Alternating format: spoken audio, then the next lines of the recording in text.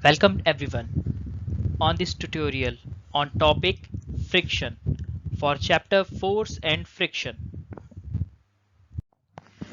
Pick up your shoes, especially sports shoes, and observe its outer sole. You will find grooves in it. These grooves are specially made to increase the friction between the ground and the sole of your shoe to save you from slipping, yes, from falling down. Such similar grooves can also be found on the tires of any vehicle. The vehicle can be your cycle, car, bus, anywhere. The purpose of this sole or these grooves is only to provide friction so that you doesn't slip. So friction is the force that opposes the motion of an object. It slows things down or prevent them from moving. It always acts in a direction opposite to that of motion. It also tends to prevent a stationary object from moving. Rub your hands together for some time. Now place them on your cheeks. You will feel the warmth of your hands on your cheeks. The friction caused by rubbing your hands together had produced this heat. This proves that friction produces heat. Thus, we can conclude the following two properties of friction. Friction always opposes motion. Friction always produces heat. The cause of this resistive force are, or I can say the cause of this friction force are surface roughness, surface deformations, molecular adhesion. For surface deformation, look at the image. Our toy boy is trying to push the whatever the object he is having. Fa is the force he is applying, and F is the force which is applied by the friction. Now suppose if there is a smooth surface, he would have been able to move the object very easily. But because the surface is with deformations, it is quite tough for him to move the object. Surface roughness. Friction is caused by the irregularities on the two surfaces in contact.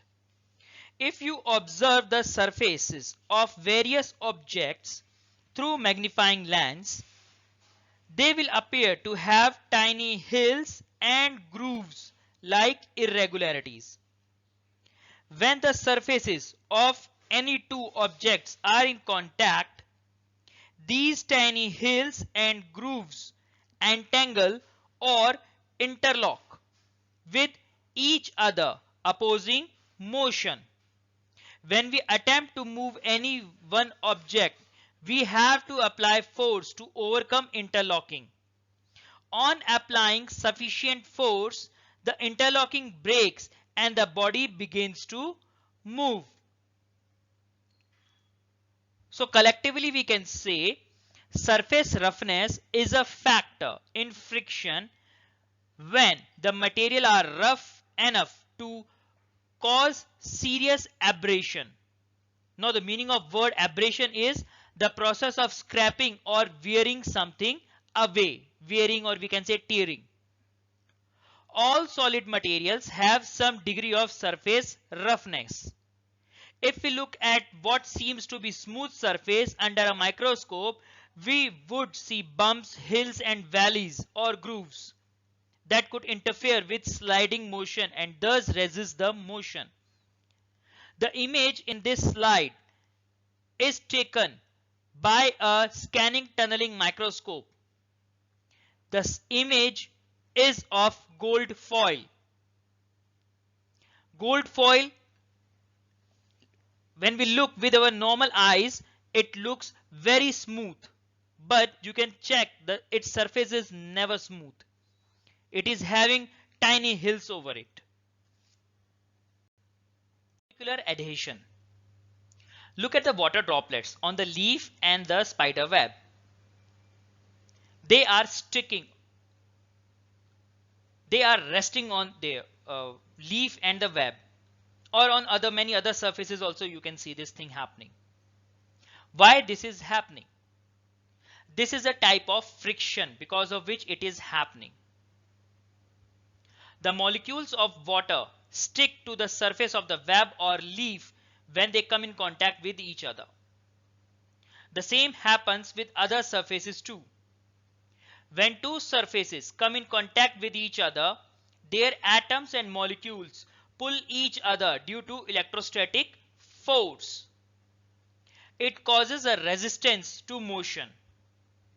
When we slide two surfaces with respect to each other, frictional force depends upon following two factors: nature of surface in contact and mass or weight of an object. Nature of a surface in contact. A smooth surface offers less friction than a rough surface. This is because rough surfaces are more irregular than smooth surfaces.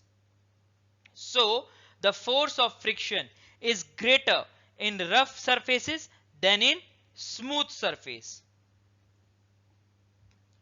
To try this, take a brick. Take a normal brick, brick which is used to made a house, in construction of house. Take this brick, place it on a floor, a smooth floor, and try to push it with your hand. You would be able to move it with applying some force obviously, but it will move very easily. Now take that same brick and keep it on the road outside. Now the road outside is not at all smooth. So when you will try to push it or pull it, in both you have to apply more force than which was applied on the floor previously. Hence, it proves the smooth the surface, the easy you can pull or push it, the lesser the friction. The rough the surface, the more you have to apply the force, the greater is the friction.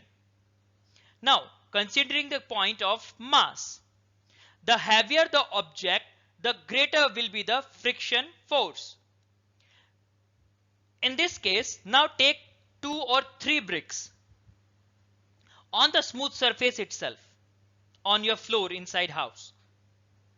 Keep 3 bricks one above the other. Now try to push or pull these bricks together, 3 bricks together. Because of the excess of weight, you will find that it is very hard to move these bricks. Now suppose you have to do the same thing on the road outside. Previously you were having smooth surface, now it is having rough surface. Because of irregularities on the surface, it will be very difficult for you to push or pull it. So it proves the heavier the object, the greater will be the friction force. Types of friction. Friction can be categorized in 3 groups: static, sliding, and rolling. So first of all, taking the static one.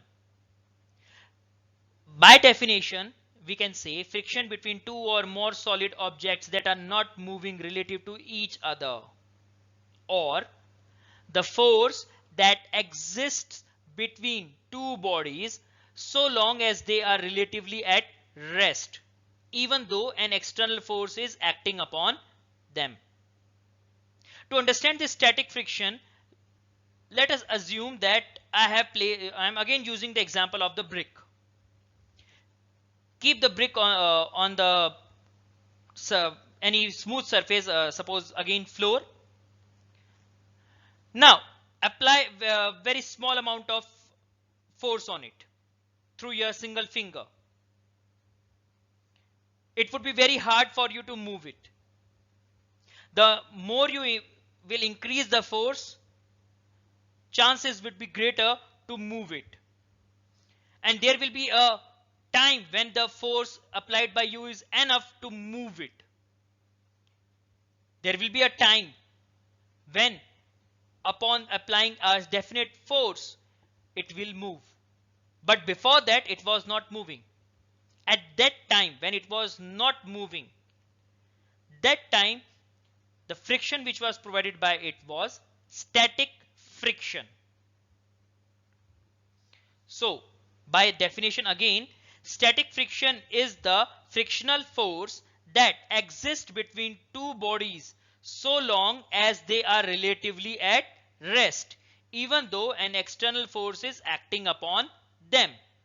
It is the opposing force that come into play when a body tends to move over the surface of another, but actual movement has not started. Like I said, brick hasn't started. By applying small force or only little force, the brick will not move. At that time, the brick is stopped by moving by static force. Static force must be overcome before an object can be set in motion. The force of friction acting between two bodies when they slide on one another with a uniform speed is called sliding friction. When an object starts sliding, the contact points on its surface do not get enough time to lock into the contact points on the floor. So sliding friction is slightly smaller than the static friction. Or I can also say sliding friction is also known by kinetic or moving friction. The force that is required to keep a surface sliding along another surface is known as sliding friction. It is almost always less than the static friction for every material except metals. This is why it is easier to move an object once it starts moving rather than to get object to begin moving from a rest position. Sliding friction depends on the material of the object and their weight. It does not depend upon the surface area.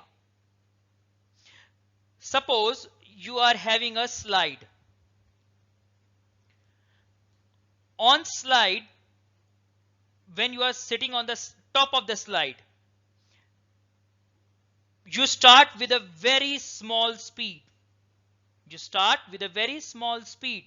The moment you come in between the middle point, your speed gradually increases.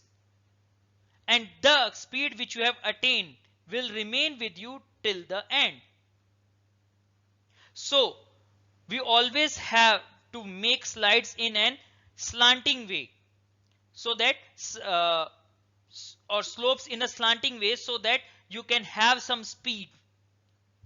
Else you will be having a static friction which will not allow you to move.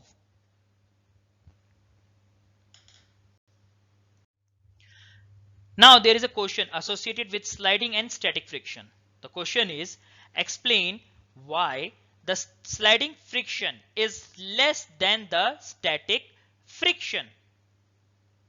Static friction is little more than the sliding friction for any given pair of surfaces, because once the motion starts, the friction becomes slightly less than the maximum static friction, called the limiting friction. Once this motion starts, the irregularities act just as an obstruction against their relative motion. They are not interlocked now. Previous case, because of interlocking, they were not allowing it to move. Now, because it has started some motion, the roughness is not getting a proper interlock. Therefore, it is easier to move the object when it is already in motion than to start it from rest. Have you seen relay race? In relay race, when they are passing the relay, the second runner is used to move with the first runner while taking the relay, because it is not only to make the speed, it is also that when you are starting from the start or you are beginning your motion, it will you will have to apply larger force, rather than when you are already in motion, you will not have to apply that much of force. That is rolling friction. The force of friction that exists between two surfaces when a body rolls over the other body is called rolling friction. Rolling reduces friction. That is why it is easy to move a heavy box when it is fitted with wheels. We will need to apply a lot of force if it is without wheels. It is the force resisting the motion. It is the force resisting the motion of a rolling ball or wheel. This type of friction is typically a combination of several frictional forces at the point of contact between the wheel and the ground or the surface. It is the weakest type of friction. Now try to assume this part, that when a wheel is moving, only a small portion of the wheel is touching the ground. If I take the circumference of a circle, only a small part is touching the ground. Because of the less area, the friction will be also very less, and hence rolling friction is the one which is very less as compared to static as well as sliding. This is the reason that wheels and ball bearings facilitate motion